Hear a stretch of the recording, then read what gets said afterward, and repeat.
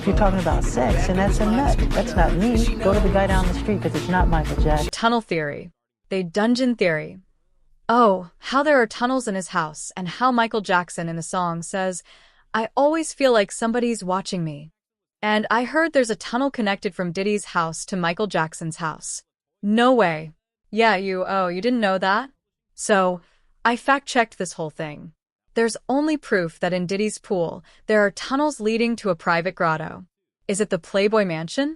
Because I know the Playboy Mansion for sure had tunnels. No, it's his own house. According to the website, it has a private theater that can fit 35 people. But the most curious thing is the underwater tunnel connected to a grotto inside the mansion. Oh, damn. So that kind of backs up the claim that it's Michael Jackson's house. 'Cause they lived. 2. Michael Jackson and Diddy. Innocence and allegations. Do you guys think Michael Jackson was innocent?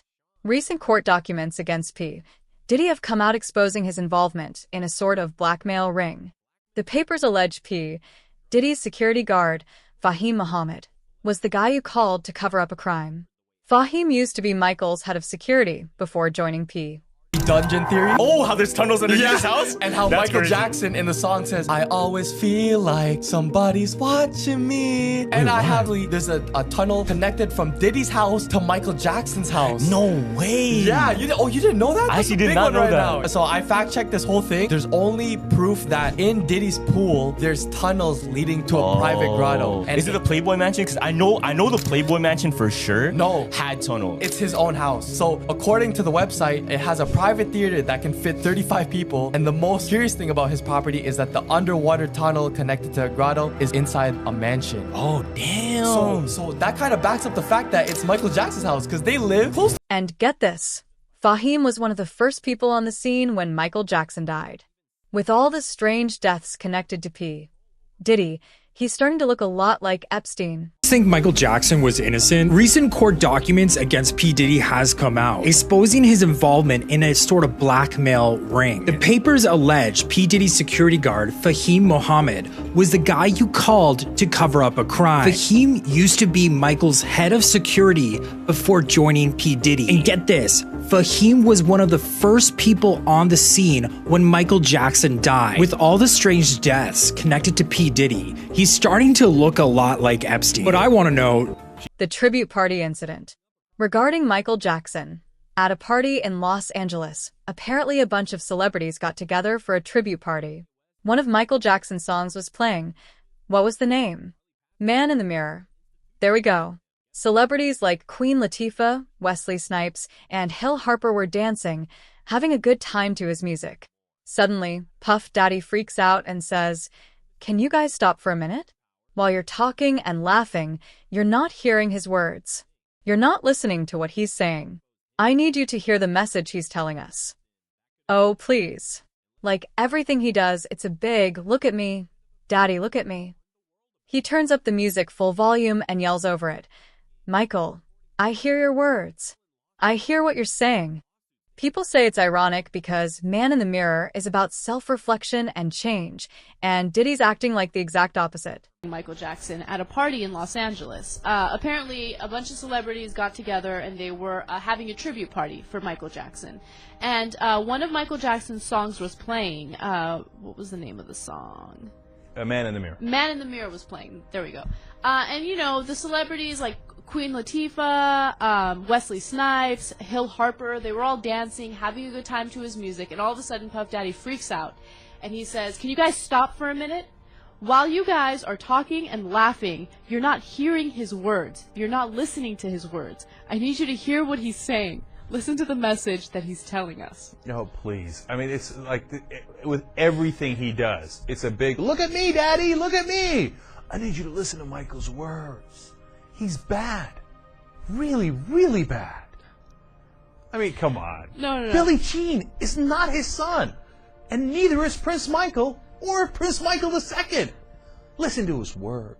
All right. Okay, all right. I mean, P. Diddy's so full of shit. And then he, like, turns up the music full volume, and he starts yelling over it, "Michael, I hear your words. I hear what you're saying." And you know, people make the case that it's very ironic because Man in the Mirror it tells you about changing for the better, etc. And then it's by acting out this way, P. Diddy is clearly not hearing his words in that song. Right. Her words. Claims versus facts. With Aaron Carter and Diddy's involvement, it's important to note there's no evidence confirming the existence of this tunnel. Authorities haven't verified these claims. The relationship between Sean Diddy Combs and Michael Jackson isn't well documented. They were seen together at the 2003 VMA afterparty, hosted by Diddy. Diddy once shared a funny story. Michael unexpectedly crashed the party looking for Beyoncé. Mr. Michael Jackson is here to see me. In the photo, MJ has his arm around Diddy, and he whispers, "Where's Beyoncé?" Diddy expressed admiration for Michael and wanted to collaborate, but their schedules never lined up. Still, here's the link. Fahim Muhammad.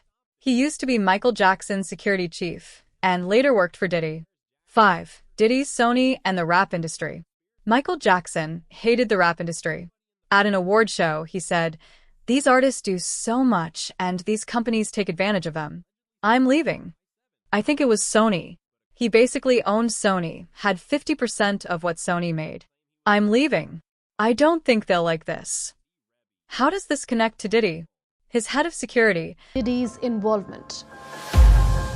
However, it's important to note that there is no evidence confirming the existence of this tunnel, and authorities have not verified these claims. The relationship between Sean Diddy Combs and Michael Jackson is not very well documented.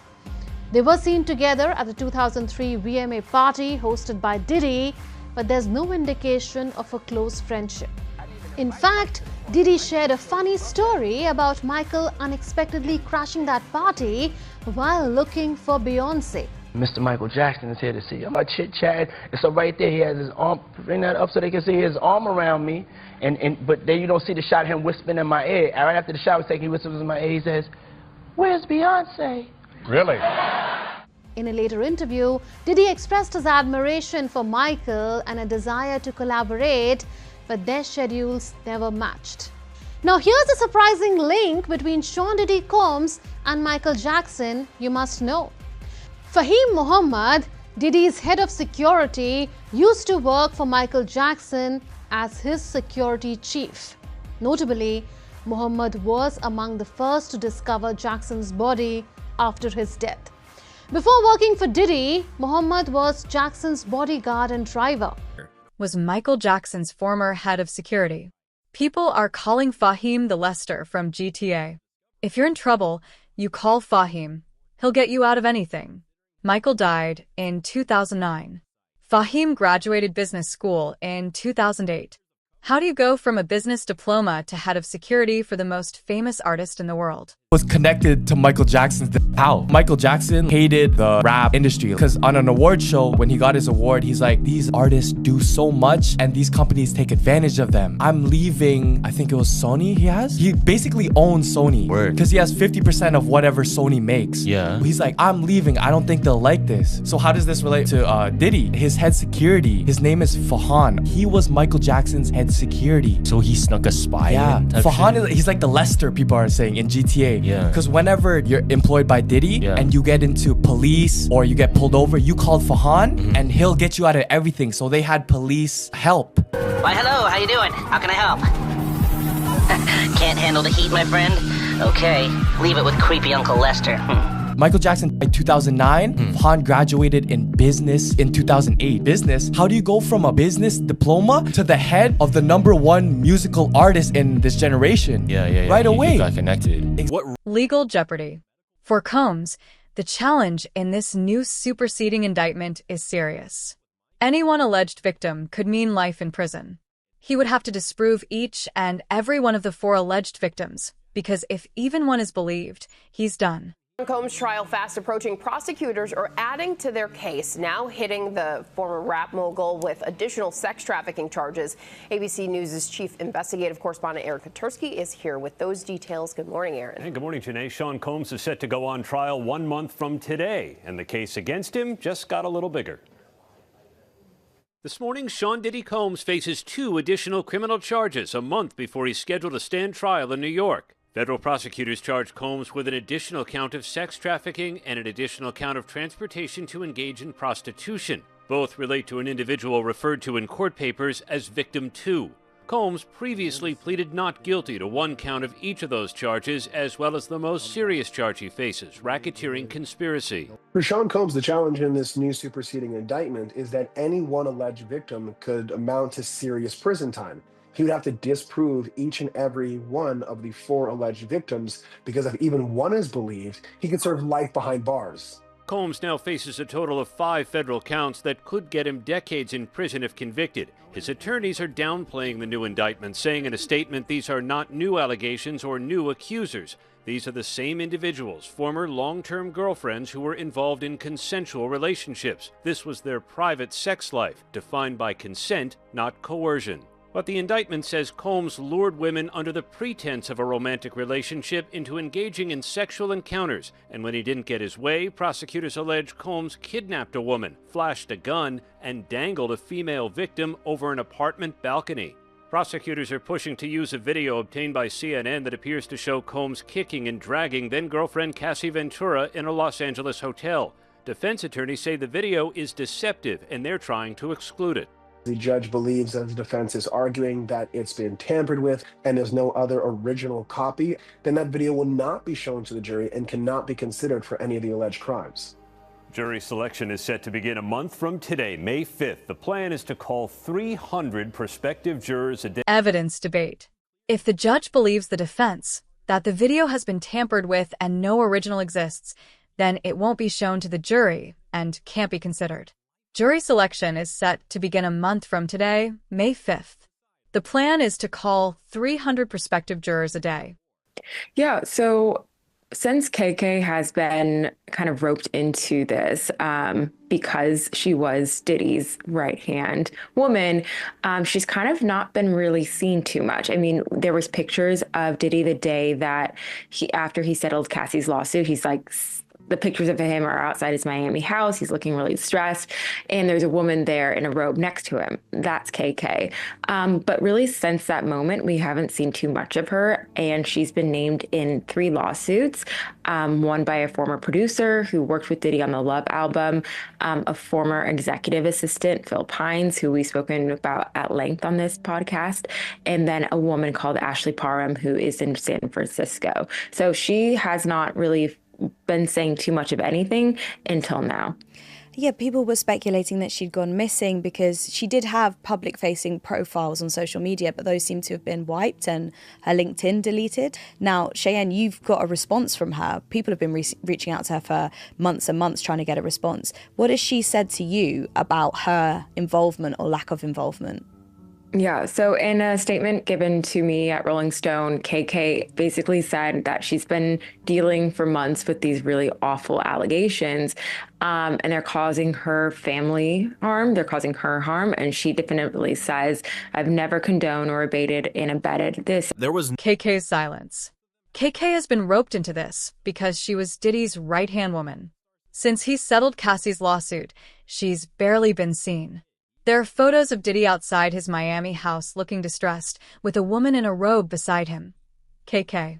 She's been named in 3 lawsuits by a former Love album producer, a former executive assistant, Phil Pines, and a woman from San Francisco named Ashley Parham.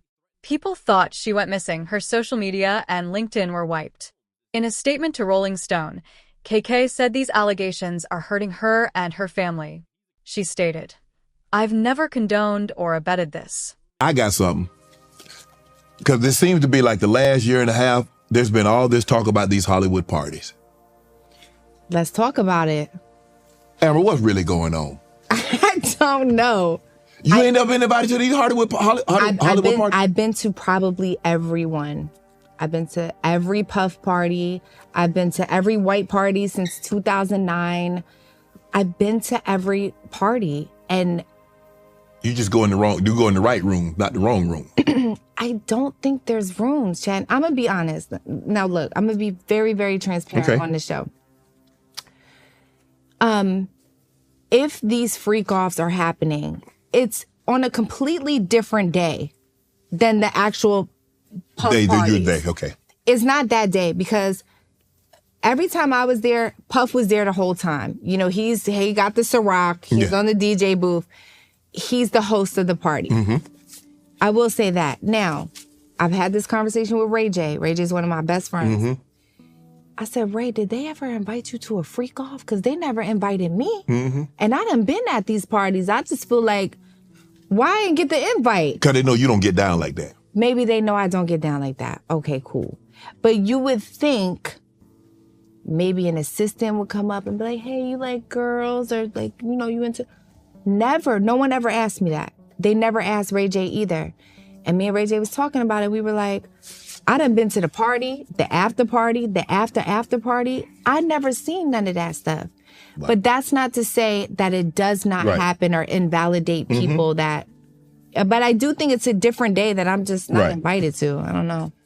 Hollywood parties and the freak-offs. There's been talk about Hollywood parties and freak-offs. Amber, what's going on? I've been to every Puff party since 2009. You just gotta go into the right room, not the wrong one. But some say there are no rooms. Amber, if freak-offs happen, it's on a different day. Puff's there the whole time, hosting, DJing. Ray J and I talked. We were never invited to the freak-offs. Maybe they know we don't get down like that. So, maybe it's invite only on a different night. A US judge has ruled that the rapper and producer Sean Diddy Combs will stand trial on federal sex trafficking and racketeering charges in May. He'll be held in prison until then.